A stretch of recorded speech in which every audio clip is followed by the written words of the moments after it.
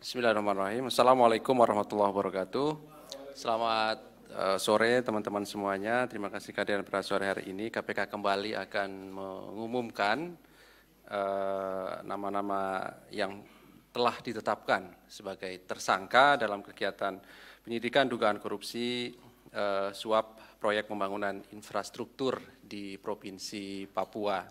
Sebelumnya telah kami umumkan kegiatan penyidikan dimaksud, dan pada gilirannya ketika proses penyidikan ini cukup dengan mengumpulkan bukti-bukti dari saksi maupun kegiatan-kegiatan lainnya, kemudian kami melakukan upaya paksa penahanan terhadap salah satu tersangka dimaksud. Hadir sore hari ini pimpinan KPK, Pak Alek, dan juga Direktur Penyidikan, Pak Asep. Nanti akan dibacakan poin-poin dari perkembangan kegiatan penyidikan perkara tersebut, dan setelahnya seperti biasa kami persilahkan 3 orang untuk bertanya, dan kami berharap difokuskan terkait dengan perkara ini dulu ya. Baik, kami silakan Pak Alek untuk membacakan poin-poin perkembangan dimaksud. Ya, oke, terima kasih. Assalamualaikum warahmatullahi wabarakatuh. Selamat sore, shalom, salam sehat dan bahagia untuk kita semuanya. Teman-teman, hari ini saya ingin menyampaikan terkait dengan perkembangan penanganan perkara gratifikasi atau suap pembangunan infrastruktur di Provinsi Papua. Menindaklanjuti masuknya laporan dari masyarakat, yang selanjutnya dilakukan pengumpulan berbagai informasi dan data yang valid, sehingga penyidik telah menemukan adanya bukti permulaan yang cukup. KPK melakukan penyelidikan dan berlanjut ke tahap penyidikan dengan menetapkan dan mengumumkan tersangka sebagai berikut. RL ini dari pihak swasta, yang bersangkutan adalah Direktur PT TBP. Kemudian saudara LE ini Gubernur Papua periode 2013 sampai 2018 dan periode 2018 sampai dengan 2023. Nah, untuk kebutuhan penyidikan, tim penyidik menahan tersangka RL untuk 20 hari pertama terhitung mulai hari ini tanggal 5 Januari sampai dengan tanggal 24 Januari tahun 2023 di rutan KPK pada Gedung Merah Putih. Adapun konstruksi perkaranya diduga telah terjadi peristiwa sebagai berikut. Pada tahun 2016, tersangka RL mendirikan PT TBT yang bergerak di bidang konstruksi, dan di perusahaan tersebut yang bersangkutan menjabat direktur sekaligus pemegang saham. Untuk proyek konstruksi, perusahaan tersangka RL diduga sama sekali tidak memiliki pengalaman karena sebelumnya adalah perusahaan yang bergerak di bidang farmasi. Selanjutnya, mulai tahun 2019 sampai dengan tahun 2021, tersangka RL mengikuti berbagai proyek pengadaan infrastruktur di pemerintah Provinsi Papua, yang saat itu jabatan Gubernur Papua dijabat oleh tersangka LE. Untuk bisa mendapatkan berbagai proyek tersebut, tersangka RL diduga melakukan komunikasi, pertemuan, hingga memberikan sejumlah uang sebelum proses pelelangan dilaksanakan, dengan harapan bisa memenangkan proyek tersebut. Adapun pihak-pihak yang ditemui tersangka RL diantaranya adalah tersangka LE dan beberapa pejabat di Pemprov Papua.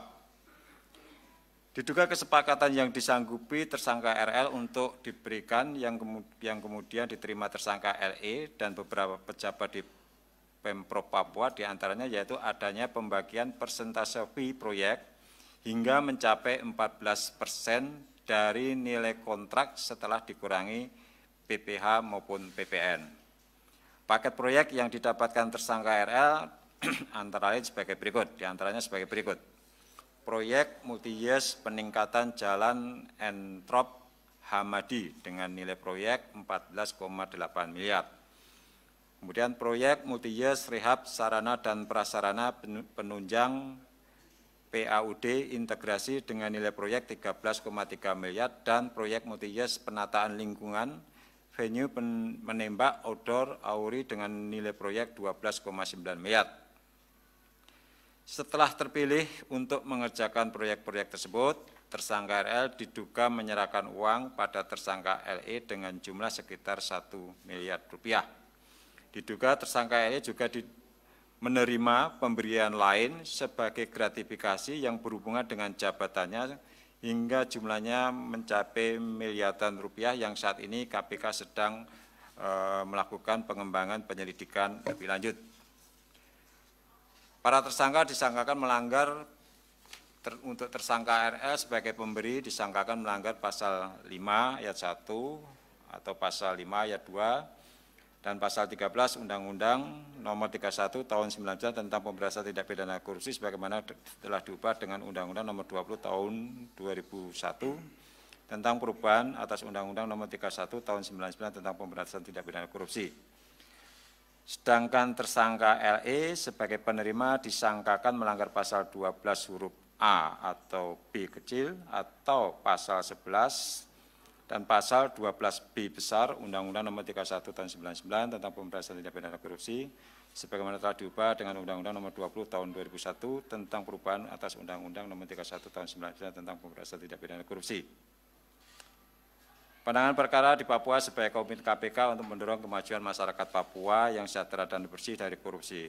Karena korupsi telah memberikan dampak buruk yang nyata bagi kondisi perekonomian dan sosial masyarakat di Papua. Demikian beberapa hal yang kami sampaikan. Terima kasih. Baik, terima kasih Pak Alek yang telah membacakan perkembangan dari kegiatan penyidikan perkara dimaksud. Pada pokoknya KPK telah mengumumkan 2 orang sebagai tersangka dalam perkara di Papua ini, yaitu RL dan juga LE. Untuk RL dilakukan penahanan sampai nanti tanggal 24 Januari 2023 di rutan KPK pada Gedung Merah Putih KPK. Baik, silahkan 3 orang penanya. 1 Mas Mario, 2, 3. Ya. Oke, Mas Mario dulu. Boleh. Oke, sebentar dulu ya. Oke, terima kasih. Saya mau nanya, ini apakah dalam pengembangan kasus ini memang sudah masuk ke misalkan materi soal dugaan korupsi penyelenggaraan PON atau pengadaan dari PON, Pekan Olahraga Nasional di Papua. Tadi kan ada venue menembak atau yang lain-lain. Apakah itu berkaitan soal itu juga? Dan kalau memang berkaitan soal dugaan korupsi yang berkaitan dengan penyelenggaraan PON, artinya kan berapa banyak venue yang ini kan nggak jauh beda dengan dulu dugaan korupsi di PON di Palembang, SEA Games Palembang, ini kan melibatkan banyak venue. Dan terus kedua, apakah dugaan suap ini, pengembangan ini kan baru 1 miliar, apakah memang sementara ini ada apa di luaran itu sudah ada PPATK 71 miliar dibekukan, diblokir, terus ada juga uang di Singapura di slot judi sebesar 500. Ini dari mana ini? Ini kan apakah memang itu belum atau memang yang 1 miliar ini sebagai pijakan awal saja untuk ke depan untuk gratifikasi yang jumlahnya Pak Alek bilang jumlahnya miliaran. Terus kedua, saya minta pandangan Pak Alek khususnya ini soal Lukas yang justru aktif untuk meresmikan ini, datang ke sini meresmikan ini. Itu kenapa sikap KPK sangat kompromis atau sangat lemah gitu loh. Kenapa nggak disuruh misalkan Pak Lukas ini tolong resmin rutan di KPK, Pak Lukas nih kita buat baru gitu loh. Ntar dorong aja masukin ke kerangkeng gitu loh. Masa kalah cerdik gitu loh sama yang begitu-begitu. Jadi kita Saya lihat KPK terlalu berbaik hati. Artinya jangan juga kalah improv dengan orang-orang di belakang Lukas yang memang men-setting segala macem. Giliran ngeresmiin larinya cepet tuh. Jalannya cepet dia, tapi giliran ke KPK ngerakin tangan nggak bisa, kan agak lucu. Nah, pertanyaannya saya mengkonkretkan batas waktunya kapan saudara LE ini dilakukan upaya pemeriksaan dan dilanjutkan dengan penahanan. Coba dihitung berapa waktu sudah terbuang, apakah memang ini, karena ini akan jadi presiden, orang akan, dulu awalnya KPK pernah melakukan hal yang sama terhadap Muhammad Nazarudin. Dia punya alat atau obat yang membuat kejang, tensi naik, perut kram, serangan jantung sebentar. Nah, itu pola. Ini jadi presiden buruk kalau setiap koruptor besar berpura-pura sakit. Walaupun ada yang gagal, pindah bakpao ya pindah, tapi kan ketangkep juga bakpao, soal pedagang bakpao itu gitu. Tapi ini menjadi presiden buruk ketika KPK mengikuti alur para koruptor. Oke, untuk kasus lain, Pak Ali izin, saya mau menanyakan kenapa dalam pemeriksaan Saripudin Hasan kemarin, kenapa di C1? Ini lucu gitu loh. Semua orang tuh datang diperiksa di sini, tiba ujuk-ujuk ada satu orang, emang dia siapa? Ini kan jadi rangkaian nih. Ini kan jadi rangkaian. Lukas dari partai apa coba?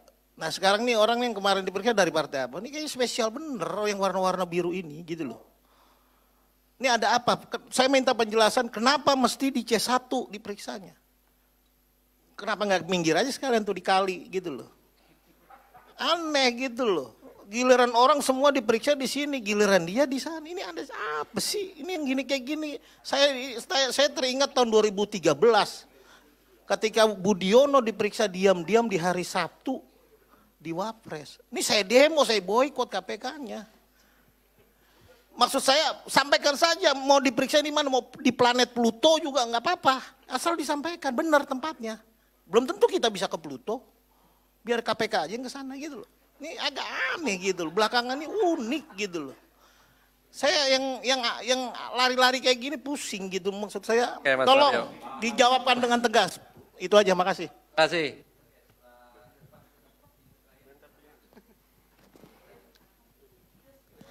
Iya, saya. Iya, mau nanya soal ini. Pengacara Lukas NMB kan waktu itu bilang kalau minta izin untuk berobat ke Singapura. Dia bilang katanya kondisinya sangat buruk dan butuh penanganan cepat di Singapura. Bahkan salah satu pengacaranya bilang kalau Lukas tuh ngences gitu kan. Nah tapi dia bisa meresmikan 9 kantor pemerintahan di Papua. Nah itu apakah pengacara itu bisa dikatakan sebagai obstruction of justice? Karena kan dia bilang katanya butuh penanganan cepat ke Singapura, tapi dia bisa jalan-jalan meresmikan 9 kantor pemeriksaan. Terus selanjutnya, belakangan ini kan KPK lagi sibuk banget ngurusin atau mencari asetnya Lukas NMB. Nah ini ancang-ancang lagi ngusut TPPU di kasus ini atau enggak gitu. Terus mau nanya soal kasus lain. Dito Mahendra hari ini dipanggil udah 3 kali, kok dia nggak dijemput paksa. Sedangkan di kasusnya Bambang Kayun ada yang namanya Yanti, dia baru 2 kali doang mangkir, itu langsung dijemput paksa. Kenapa Dito Mahendra ini nggak dijemput paksa? Terus terakhir saya mau nanya kasus lain. Kemarin kan KPK udah menyerahkan dakwaan Rektor Unila Karomani ke pengadilan. Nah, tapi sampai sekarang KPK belum memanggil Zulkifli Hasan. Sedangkan Karomani ini ngotot ada permintaan bantuan disertai uang untuk memasukkan mahasiswa ke Unila. Nah, apakah KPK bakal memanggil atau menghadirkan Zulkifli Hasan dalam persidangan di luar saksi yang pernah dipanggil sama jaksa sebelumnya? Terakhir Mas Yogi ya. Iya, terima kasih. Pak Alex mau tanyain untuk hasil pemeriksaan kesehatan ini kan waktu itu ID, kemudian juga dokter Singapura dan didampingi oleh dari KPK kan kalau nggak salah November ya, ini sudah hampir sebulan lebih masa hasilnya nggak keluar-keluar, orang sakit kan biasa seminggu atau mungkin sehari juga udah keluar gitu. Nah itu kemudian kenapa nggak segera diperiksa kesehatan, kalau memang dibawa ke Jakarta apakah kesehatannya itu akan menurun atau bagaimana sih gitu. Kemudian sama dengan Mas Mario tadi, apakah sudah masuk beberapa kasus seperti yang disebutkan dulu Pak Mahfud, itu kasus PON dan yang miliaran itu. Kemudian kasus lain soal MA, kan sebelumnya KPK sudah menahan Hakim Justisial Edi Wibowo ya, apakah sudah ditemukan ini aliran dana ke Hakim Agungnya? Kan nggak mungkin cuma mandek di di Justisial saja gitu kan. Kan juga beberapa kali KPK juga memanggil Sekma ya, itu perkembangannya seperti apa? Terima kasih. Oke, saya kira cukup ya, terwakili dengan pertanyaan. Hanafi, terakhir ya. Ini terkait kasus ini aja, Mas. Tadi sempat dibilang ada pertemuan dengan beberapa pejabat. Apakah ada kemungkinan wakil gubernurnya juga bakal dipanggil dalam penyidikan ini? Masih.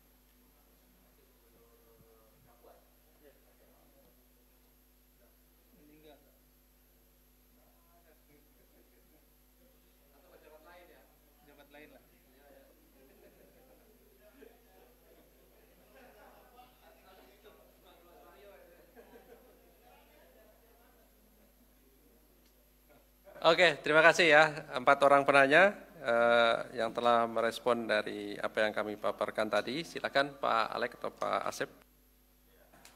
Nanti Pak Asep yang akan menambahkan. Nah, untuk perkara yang hari ini kita tahan tersangkanya memang baru menyangkut uang 1 miliar. Itu yang dari sisi alat buktinya kami anggap cukup. Ya. Bagaimana dengan yang lain? Ya, seperti yang pernah disampaikan waktu itu di kantor Menko Polhukam, ya kebetulan saya sendiri ada juga di sana waktu itu, PPATK kan sudah melakukan blokir sejumlah uang 70-an miliar lebih.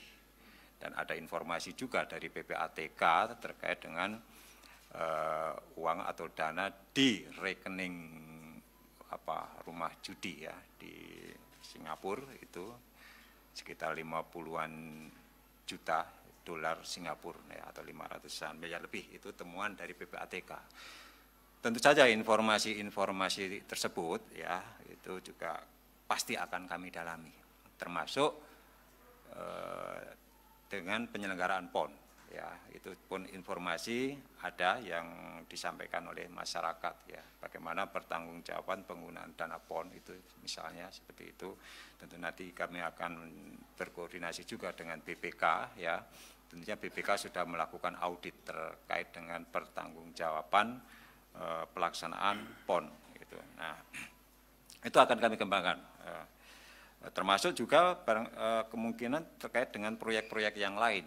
Ya, tidak tertutup kemungkinan vendor-vendor yang lain itu juga ada pemberian-pemberian juga. Ya, itu pasti nanti juga akan didalami. Ya.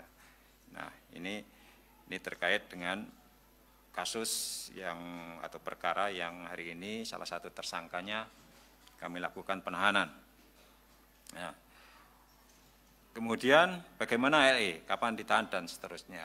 Nah, yang bersangkutan ya betul ya, dari pemberitaan yang bersangkutan itu meresmikan gedung kantor gubernur ya. Artinya apa, yang bersangkutan bisa berjalan, bisa menyampaikan paling enggak sambutan dan lain sebagainya, atau dengan kata lain bisa berpikir ya, bisa tidak terganggu komunikasinya, kan seperti itu. Tentu menjadi perhatian kami, betul. Yang bersangkutan menyampaikan lewat pengacaranya untuk mengajukan permohonan berobat ke Singapura. Nah, dalam kesempatan ini saya ingin juga menyampaikan bahwa yang bersangkutan bisa berobat di Singapura dengan didampingi oleh petugas KPK. Dan yang bersangkutan tentu harus statusnya menjadi tahanan KPK dulu, baru yang bersangkutan bisa berobat ke Singapura. Ya. Kami sudah menawarkan kepada yang bersangkutan untuk berobat di Jakarta, ya, di RSPAD. Ya, itu yang kami tawarkan. Kami akan jemput kalau yang bersangkutan bersedia untuk berobat di Jakarta. Kalau nanti rumah sakit di Jakarta menyatakan tidak sanggup mengobati penyakit yang bersangkutan, kami akan memfasilitasi untuk berobat sesuai dengan keinginan yang bersangkutan berobat di Singapura. Tetapi sekali lagi yang bersangkutan harus sudah menjadi tahanan KPK. Baru kami bisa memfasilitasi pengobatan-pengobatan tersebut. Ya kalau yang bersangkutan membutuhkan perawatan yang harus rawat inap, tentu nanti akan kami bantarkan. Kan seperti itu. Nah, kami juga berharap lewat penasihat hukumnya pada kesempatan ini juga kepada yang bersangkutan Bapak Lukas NMB ya LE itu supaya kooperatif gitu kan. Nah, kenapa sampai dengan saat ini KPK seperti yang disampaikan Mas Mario seolah-olah kami lemah ya. Dalam penanganan perkara ini KPK tidak bergerak sendiri ya. Kami melakukan koordinasi dengan aparat setempat ya dari Kapolda Papua, kemudian juga dari Kodim dan juga dari Kabinda, Kepala Bin Daerah. Nah, kami melakukan koordinasi kepada tiga instansi terkait tersebut ya untuk ya mengakses situasi kondisi di Jayapura tentu saja tempat yang bersangkutan tinggal. Ya. Sekali lagi kami tidak menghendaki adanya efek-efek yang semacam konflik horizontal dari penjemputan paksa yang bersangkutan. Gitu. Tentu yang memahami situasi setempat itu adalah aparat setempat juga dan kami terus melakukan koordinasi dengan Kapolda maupun Kabinda dan juga pihak dari TNI di sana. Ini yang perlu teman-teman pahami, bukan kami tidak tegas, bisa saja kami lakukan jemput paksa, tetapi bagaimana dengan efek sampingannya nanti. Ya. Kalau masyarakat nanti yang dirugikan terjadi konflik, tentu itu yang tidak kami kehendaki. Oleh karena itu kami juga menunggu informasi dari aparat setempat, apakah kondisi itu memungkinkan ya kan untuk dilakukan penahanan dan seterusnya, termasuk dalam hal ini adalah melakukan penjemputan ya, kecuali dari Bapak Lukas NMB sendiri yang menyampaikan bahwa yang bersangkutan akan kooperatif, yang bersangkutan bersedia untuk datang di Jakarta, itu akan lebih bagus ya, buat masyarakat juga lebih bagus ya, buat jalannya pemerintah di daerah itu juga pasti lebih bagus ya. Praktis selama ini karena yang bersangkutan itu sudah lama juga sebetulnya tidak berkantor di kantor gubernur tapi di rumah pribadi yang bersangkutan ya, relatif jalannya roda pemerintahan sudah agak terganggu dan ya ini tentu juga harus menjadi perhatian dari Bapak LE maupun PH, jangan sampai karena peristiwa ini masyarakat kemudian tidak terlayani ya, layanan publik menjadi terganggu ya oleh adanya peristiwa seperti ini. Nah, kemudian apalagi terkait dengan kalau Pak Suhas apakah nanti akan dipanggil di sidang, tentu nanti sesuai dengan kebutuhan pembuktian di sidang ya. Ini betul kalau salah satu saksi mengatakan atau bahkan tersangka mengatakan menyebut seseorang, ya, apakah otomatis langsung diklarifikasi? Ya, penyidik sudah berusaha memanggil yang bersangkutan, ya kan seperti itu sebagai saksi. Ya. Nah, apakah keterangan saksi itu begitu signifikan sehingga bisa membuat dakwaan atau pembuktian itu tidak maksimal? Nah, itu kan menjadi pertimbangan penyidik. Kalau tanpa keterangan saksi 1-2 orang, tetapi kemudian tidak mengganggu proses pembuktian, ya, itu kan, itu tentu juga menjadi perhatian kami. Karena apa? Kami memiliki keterbatasan waktu penahanan, ya. Jangan karena 1-2 orang saksi nggak dipanggil, ya. Padahal tanpa keterangan saksi itu pun perkara itu sudah cukup alat buktinya, tentu akan kami limpahkan. Bagaimana dengan di persidangan? Ya nanti kita lihat. Apakah jaksa itu cukup atau tidak dengan alat bukti yang ada. Ya, nanti dari keterangan saksi-saksi nanti kan dan pertimbangan hakim tentu saja nanti akan terungkap di dalam persidangan fakta-fakta hukum seperti apa. Nah, itu berdasarkan keterangan saksi dan nanti juga dari proses pembuktian di persidangan, nanti kita akan mengambil sikap untuk menindaklanjuti terkait dengan saksi-saksi yang pada saat penyidikan tidak hadir. Ya, nanti pasti akan kami perhatikan ya hal tersebut. Kemudian siapa?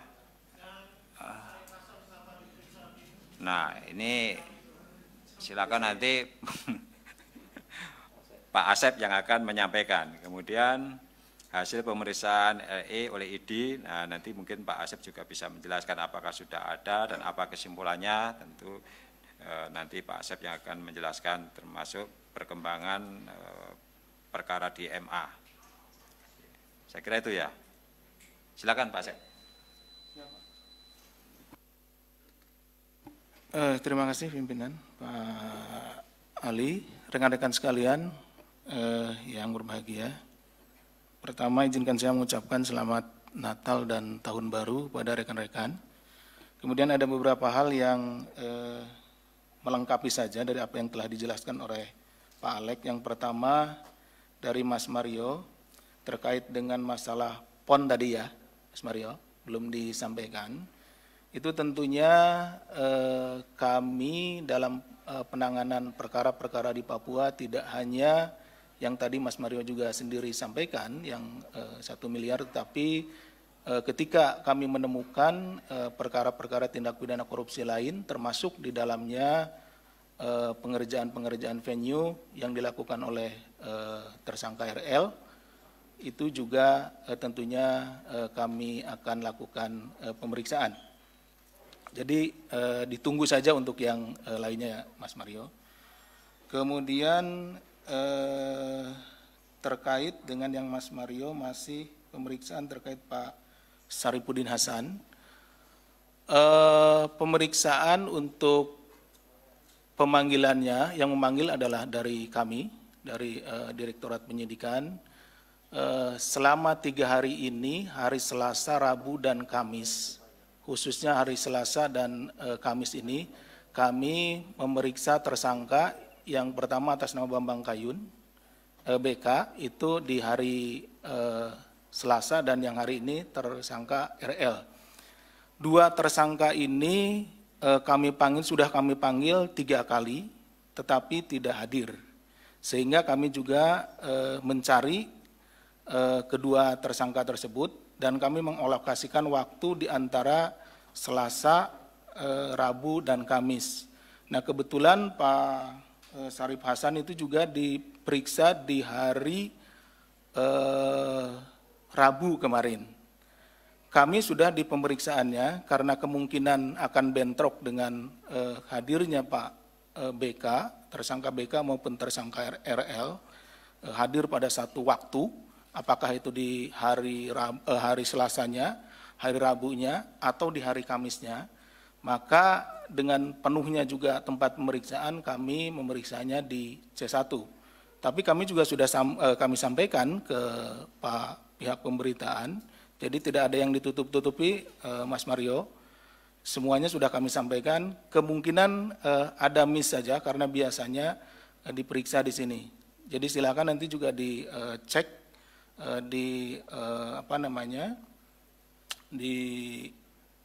pemberitaannya, kalau itu memang di sana gitu. Saya kurang paham apakah itu tidak terdeliver kepada rekan-rekan sehingga rekan-rekan tidak dapat informasi bahwa diperiksanya di sana. Seperti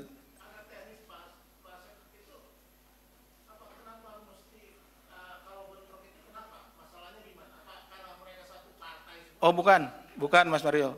Karena penuh tempat pemeriksaannya, bukan. Nggak ada urusannya satu partai, di sini nggak ada satu partai. Pak RL kan juga ini tidak satu partai, Pak BK juga tidak satu partai, tidak ada Mas Mario. Tidak ada. Jadi kami pun juga mendeliver itu, sehingga kami harap tadinya rekan-rekan bisa ke sana gitu ya, tidak perlu ke Pluto, Pak. Dekat sebelah gitu, bisa ke sana. Tapi mungkin ada ini ada miss. Boleh ditanya nanti sama Pak Ali. Nggak ada kita ini Mas Mario. Itu ya Mas Mario ya, clear ya. Ya. Kemudian tadi hasil dari ID ya, yang disampaikan oleh Mas Luki ya. Oh, Dito dulu ya. Dito Mahendra, ini juga sekalian nih pada rekan DM ya.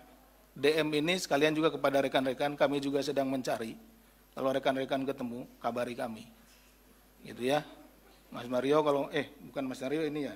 Kalau ketemu ya kabari kami gitu. Ini memang udah dipanggil juga beberapa kali. Ya perkaranya ya begitu. Saya baca juga di hasilnya mungkin teman-teman Mas Mario dan rekan-rekan yang lain di persidangan di Banten juga nggak hadir, alasannya ke sini, di sini juga nggak hadir, alasannya ke sana gitu. Jadi bolak-balik gitu.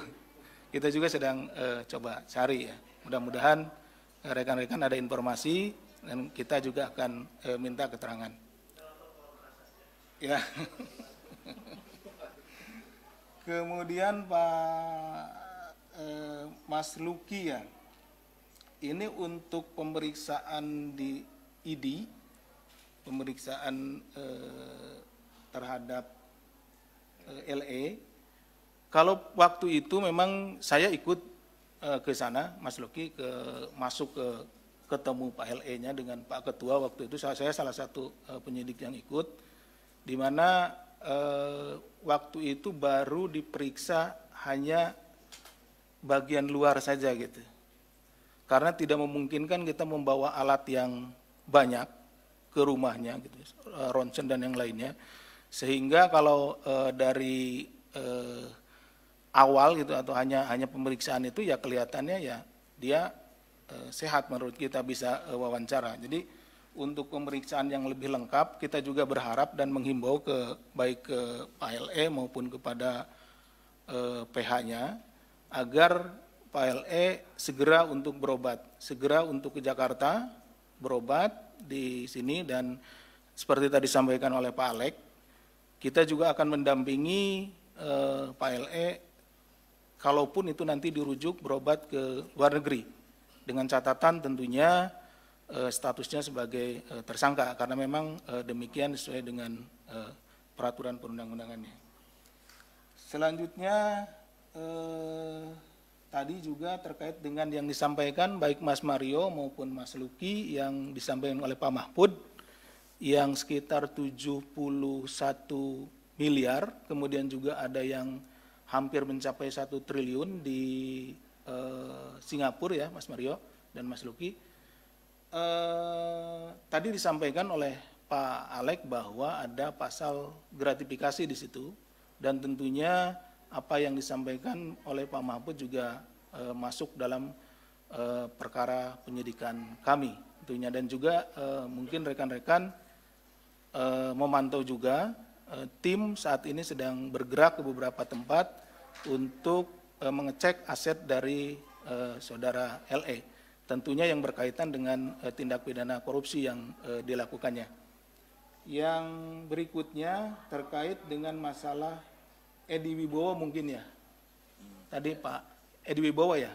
Oke. Perkara MA terkait dengan Edi Wibowo sampai saat ini kami di penyidikan baru mendapatkan keterangan atau bukti-bukti yang cukup baru sampai pada Edi Wibowo. Tetapi kami terus melakukan upaya penyidikan, dan apabila nanti didapatkan bukti-bukti yang cukup kepada pihak yang lain, dan tentunya akan kami lakukan expose bersama pimpinan, dan selanjutnya tentunya dilakukan upaya paksa apabila itu ada bukti permulaan yang cukup. Itu mungkin yang bisa kami sampaikan. Kemudian ada satu lagi, tadi ditanyakan terkait dengan pejabat lain ya Mas ya, pejabat lain di Polda ya. Kalau Pak Wagubnya sendiri itu ya begitu. Pejabat yang lain ini juga masuk di dalam proses penyidikan. Nanti kalau misalkan ada bukti-bukti yang cukup, tentunya kami juga tidak akan berhenti sampai pada 2 tersangka ini. Ditunggu saja, dan mohon juga didoakan supaya lancar dalam pelaksanaan penyidikannya. Itu mungkin yang bisa kami sampaikan. Terima kasih. Baik, terima kasih Pak Alex, terima kasih Pak Asep dan teman-teman semuanya yang hadir pada sore hari ini. Kita akhiri. Assalamualaikum warahmatullahi wabarakatuh.